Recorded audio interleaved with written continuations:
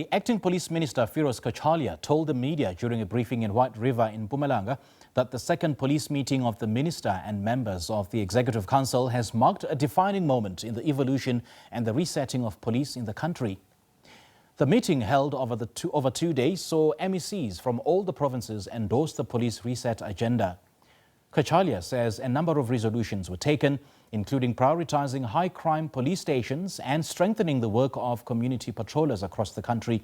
For more on this, we're now joined by independent policing and crime analyst Dr Esewu Mxolisi Mathebula to discuss the outcomes of the Police MEC meeting. Dr. Mathebula, a very good evening to you. Thanks for joining us. Welcome. Good evening, Gongwan, and good evening to the viewers. Thanks for having me.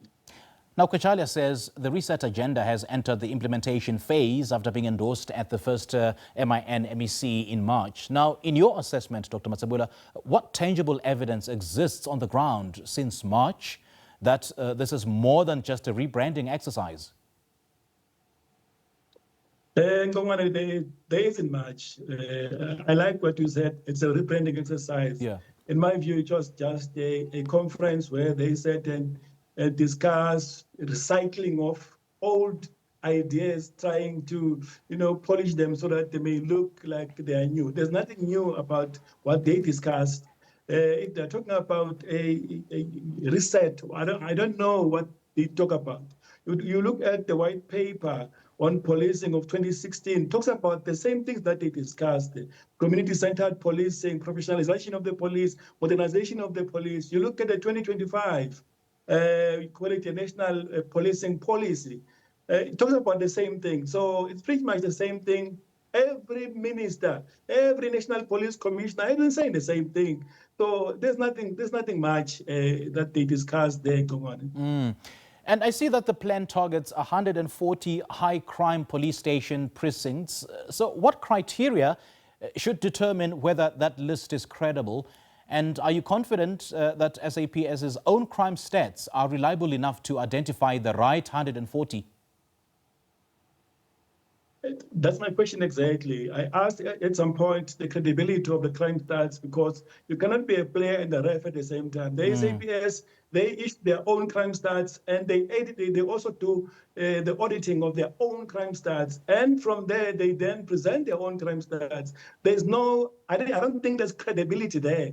I said they need a third party, for instance, to do the verification of the statistics. And coming to the 140 police stations, I also asked myself, which criteria did they use? Did they do a research to see whether these police stations, they are grappling with crime because they lack resources, or they are demoralized? So those are the things that needs to inform them, not only to look at resources. Right. They can put resources as much as they want, but if the people who are on the ground are not motivated, then it will be a future exercise. Now, recruiting 5,500 new constables sounds significant, but the SAPS has struggled for years with a shrinking and aging detective corps and skilled officers leaving for better pay.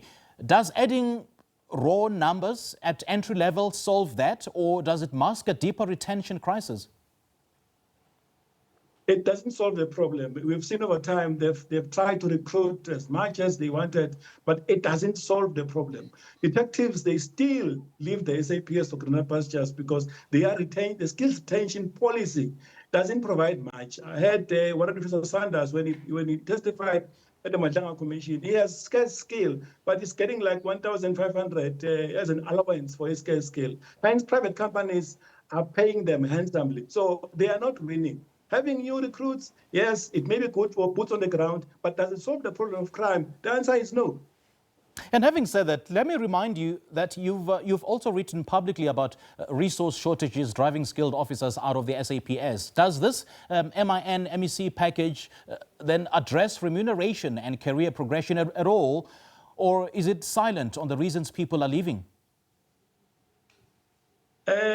I tried to research today after having listened to the minister on what exactly was discussed. Then I realized that it doesn't address the issue of skills retention, but they're just talking about strengthening the detective capacity and crime intelligence, but on how are they planning to retain these members, the highly skilled members, experienced members. They are not saying anything, but they need to go back to the drawing board. That's why I said it was just an exercise where they were just, as you said, rebranding and discussing old ideas. These ideas are as old as 1996. If you look at the National Crime Prevention Strategy, they are very old. There's nothing new about what we discussed. Right. And 4 new provincial police commissioners are to be appointed imminently. And given what's emerged at the Mpumalanga Commission about compromised senior appointments, what specific vetting safeguards would satisfy you that these 4 won't repeat that pattern?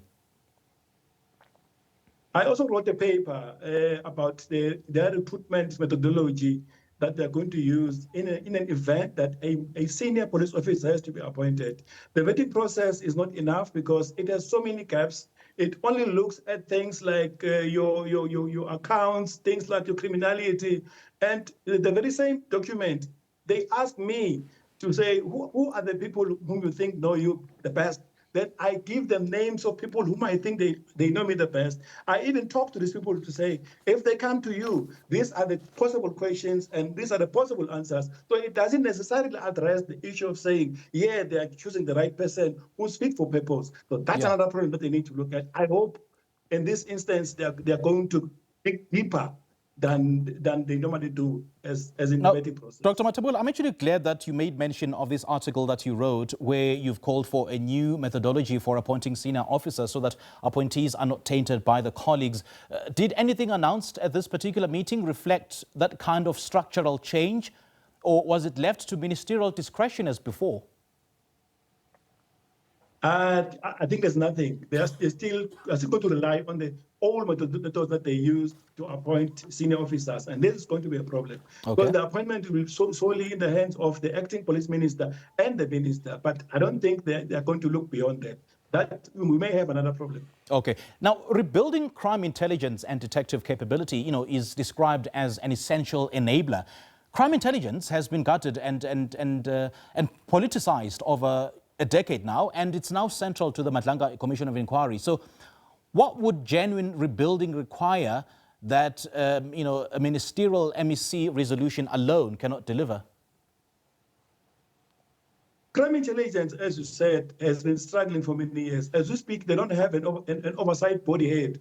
As we know, the Inspector General of Intelligence has been suspended, and he doesn't even have a top secret clearance. It has been taken from him. So those are the problems that we are having. So as far as you want to strengthen intelligence on the ground, but as long as there's no oversight body that is effective to look at the operations of intelligence, we may have a problem. However, policing has to be, guided by intelligence. Even your normal day-to-day police activities at your unit station, if they want to do effective crime prevention, they must get information from intelligence. And if intelligence is paralyzed, then policing in general cannot be effective. So they need to look deeper into the intelligence issues and then address them if they want to fight crime in South Africa, especially organized crime. All right, Dr. Mathebula, great chatting to you. Thank you so much for joining us. All right, that is independent policing and crime analyst Dr. Esewu Mxolisi Mathebula reflecting on the outcomes of the police ministerial MEC meeting as acting Police Minister Firoz Cachalia said a number of resolutions were taken, including prioritizing high crime police stations and strengthening the work of community patrollers across the country.